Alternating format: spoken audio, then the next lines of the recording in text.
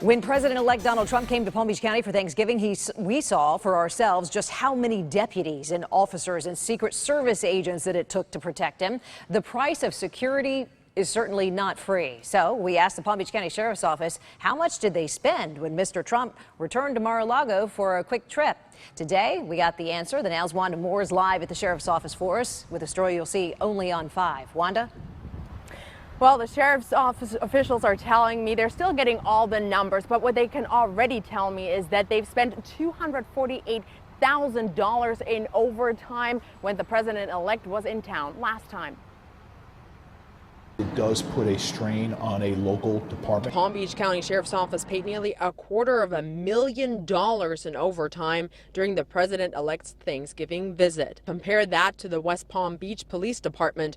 Only 3 officers worked on the security detail, racking up just 10.5 hours of overtime. That left the brunt of the work for the Sheriff's Office. So the United States Secret Service has the full authority to put this ops plan into place. Stuart Kaplan, a former FBI agent, told me the Secret Service typically reaches out to the local Sheriff's Office to ask them for support.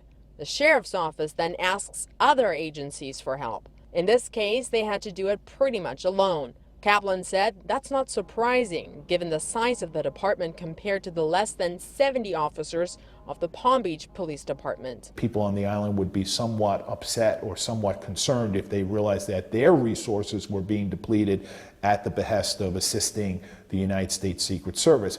Kaplan explained agencies don't have to help the Secret Service at all. It could happen, and I guess at that point the United States Secret Service would have to undertake the task on their own. The Sheriff's Office wants the federal government to reimburse the taxpayer dollars it spent protecting President-elect Trump, but they're not necessarily going to get it. After all, it's going to come down to maybe dollars and cents as to who ultimately can afford to provide the men and women. The Palm Beach County taxpayer might get stuck with a bill.